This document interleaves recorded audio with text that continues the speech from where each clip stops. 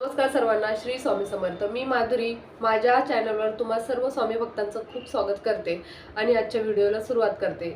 आणि ज्या गोष्टीची आपण सर्वजण, ज्या दिवसाची आपण सर्वजण वाट बघत आहोत, तो दिवस आता अगदी जवळ आलेला आहे. म्हणजेच 10 एप्रिलला स्वामी प्रगट दिन आहे आणि ह्या 21 दिवसामध्ये कोणकोणत्या स्वामीच्या सेवा करायच्या आहेत याबद्दलच आज मी संपूर्ण माहिती सांगणार आहे. तर व्हिडिओ शेवटपर्यंत नक्की पाहत राहा. तर सर्वात आधी स्वामी प्रगट दिनापर्यंत स्वामींच्या ज्या काही सेवा आहेत, ज्या मनोभावे स्वामी फक्त सेवेचे भुकेले आहेत. स्वामींना तुमच्याकडून दुसरं काहीच नको. तुम्ही किती श्रद्धेने, भक्तीने, प्रेमाने स्वामींची सेवा करता हे स्वामींना हवं असतं. आणि स्वामी बघतात बरं का. तुम्हाला असं वाटत असेल की काही जणांना असं वाटतं की मी इतकी सेवा करतो, इतकी सेवा करते, पण स्वामी माझ्या ह्या इच्छा पूर्ण करत नाहीत. बघा, आपले जे भोग आहेत ते भोगल्याशिवाय आपल्याला तिथपर्यंत म्हणजे ज्या काही इच्छा आहेत त्या इच्छा पूर्ण होत नाहीत. भोग भोगून झाल्यावरच आपल्याला आपल्या सर्व इच्छा, आणि स्वामी महाराज आहेतच की जे काही आपले पाठचे कर्म आहेत ते कर्म ह्या जन्मात आपल्याला भोगायचे असतात.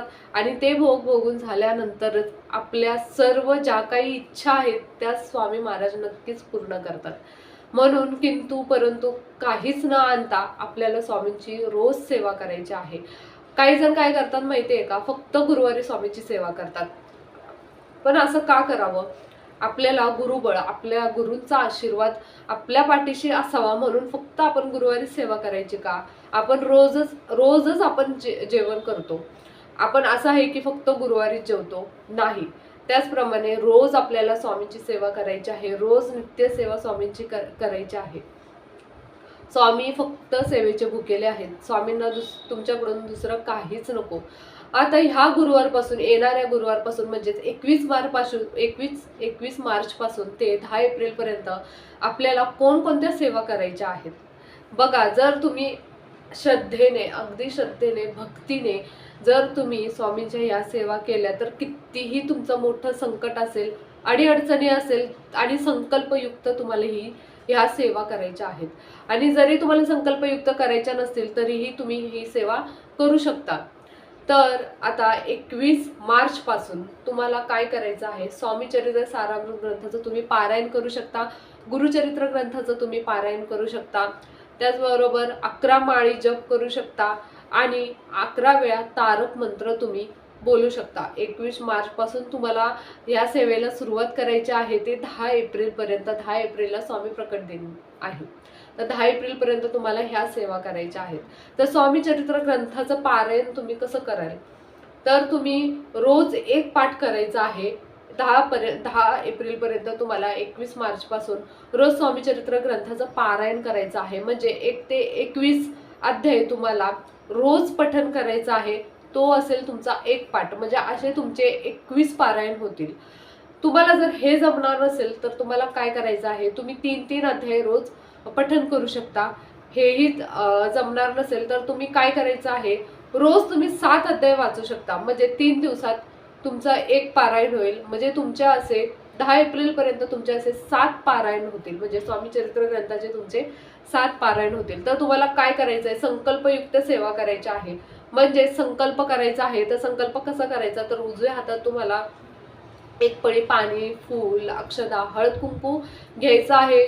तुमचं नाव, गोत्र माहित नसेल तर काश्यप बोलायचं आहे. आणि तुमची जी काही इच्छा असेल ती इच्छा बोलून मी इतक्या दिवसापर्यंत स्वामी चरित्र ग्रंथाचं पारायण करणार आहे. तर तुमची जी कोणती इच्छा असेल ती स्वामींजवळ बोलून तुम्हाला एका डिशमध्ये ते पाणी सोडायचं आहे. तर अशा प्रकारे तुम्हाला संकल्प करायचा आहे. आणि त्यानंतर तुम्हाला स्वामी चरित्र ग्रंथाचं तुम्हाला पारायण करायचं आहे. तर अशा प्रकारे ही सेवा करायची आहे. मी तुम्हाला खरं सांगते, तुमचं जे काही अडचणी असतील त्या अडचणी तुम्हाला स्वामींजवळ बोलून तुम्हाला ह्या सेवेंना सुरुवात करायची आहे. जरी तुमच्या काही अडीअडचणी नसतील, जर तुम्हाला संकल्पयुक्त करायचे नसतील, जी कोणती तुमची मनात इच्छा नसेल तरीही तुम्ही सेवा करू शकता. त्यानंतर आहे गुरुचरित्र ग्रंथ. तर गुरुचरित्र ग्रंथाचं देखील तुम्ही पारायण करू शकता. किंवा तुम्ही रोज गुरुचरित्र ग्रंथातल्या एक अध्यायाचं तुम्ही पठण करू शकता.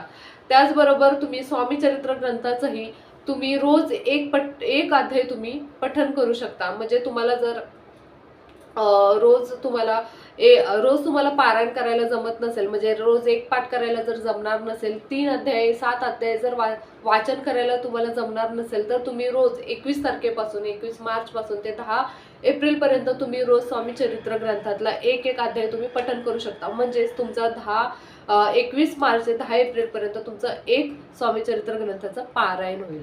तर अशा प्रकारे तुम्हाला स्वामींची सेवा करायची आहे. गुरुचरित्र ग्रंथाचं तुम्हाला पारायण करायचं आहे.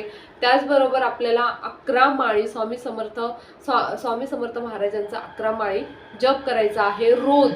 21 मार्च पासून ते 10 एप्रिल पर्यंत स्वामींच्या प्रकट दिनापर्यंत तुम्हाला रोज 11 माळी जप करायचा आहे. त्यानंतर तुम्हाला करायचं आहे 11 वेळा तारक मंत्र.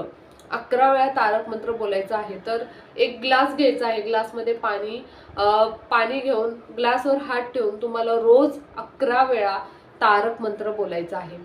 नाहीतर तुम्ही रोज स्वामींवर अभिषेक करू शकता. पुरुष सुक्त, स्त्री सुक्त बोलत पंचामृताने तुम्ही अभिषेक करू शकता. नाही तर तुम्ही फक्त दुधाने आणि पाण्याने श्री स्वामी समर्थ नामाचा जप करत तुम्ही अभिषेक करू शकता. अशा ह्या सेवा आहेत, ह्यातली कोणतीही एक सेवा तुम्ही केली तरीही चालेल, नाहीतर या सगळ्याच सेवा तुम्ही केल्या तरीही चालेल. बघा, कितीही अडचणी असू द्या, कितीही कठीण काळ आला असेल, कोणत्याही तुमच्या अडचणी असतील, तर तुम्हाला तुमच्या इच्छेप्रमाणे, म्हणजे तुमच्या मनात जी काही इच्छा असेल, संकल्पयुक्त जर तुम्ही ही सेवा केली तर नक्कीच तुमची इच्छा महाराज पूर्ण करतील. विश्वास ठेवा, फक्त तो हवा आहे, स्वामींवर विश्वास आणि निर्मळ भक्ती. बस स्वामींना एवढंच हवं आहे. आणि ह्याच्यासाठी तुम्हाला मांडणी करायची काहीच गरज नाही. जर तुम्ही ब्रह्ममुहूर्तावर उठून जर तुम्ही या सेवा केल्या तर अतिउत्तम, नाही तर दिवसभरात तुम्ही कधीही या सेवा करू शकता. फक्त 12 ते 12:30 ही वेळ, दुपारी 12 ते 12:30 ही वेळ सोडून तुम्ही कोणत्याही वेळेस तुम्ही स्वामींच्या ह्या सेवा करू शकता. रोज तुम्हाला स्वामींना नैवेद्य दाखवायचा आहे. म्हणजे तुम्ही रोज जी काही भाजी पोळी करणार असाल तर ते जेवण तुम्ही जे करणार असाल ते स्वामींना तुम्हाला रोज नैवेद्य सकाळ संध्याकाळ तुम्हाला स्वामींना दाखवायचं आहे. आता नियम अटी काय आहेत, तर ह्या 21 दिवसात तुम्हाला मांसाहार करायचा नाही. जर तुम्ही संकल्पयुक्त करत असाल तर अजिबातच मांसाहार घरामध्ये करायचा नाही. आणि त्यानंतर जरी तुम्ही संकल्पयुक्त करणार नसाल तरीही स्वामी सेवा करून मांसाहार कृपया कधीच करू नये. स्वामींचे कोणत्याच सेवेत मांसाहार करू नये. त्यानंतर ब्रह्मचर्याचं पालन करायचं का, जर तुम्ही मुलाबाळांसाठी जर तुम्ही संकल्पयुक्त सेवा करणार असाल तर तुम्ही ब्रह्मचर्याचं पालन नाही केलं तरी चालेल. आणि जर तुम्ही इतर कोणती तुमची इच्छा असेल, ज्या इच्छेसाठी तुम्ही म्हणजे ज्या काही तुमच्या इतर इच्छा असतील त्या इच्छेसाठी जर तुम्ही संकल्पयुक्त करणार असाल तर तुम्हाला ब्रह्मचर्याचं पालन नक्कीच करायचं आहे. तर ह्या 2 गोष्टी, मद्यपान असेल, घरात मांसाहार करायचं नाही, मद्यपान करायचं नाही आणि ब्रह्मचर्य पाळायचं आहे. ज्यांना संतती प्राप्तीसाठी जे काही सेवा करणार असतील तर त्यांनी ब्रह्मचर्याचं पालन नाही केलं तरी चालेल. तर अशा प्रकारे आपल्या सर्वांना 21 दिवस स्वामीचरित्र सारामृत ग्रंथाचं पारायण करायचं आहे. गुरुचरित्र ग्रंथाचं पारायण करायचं आहे.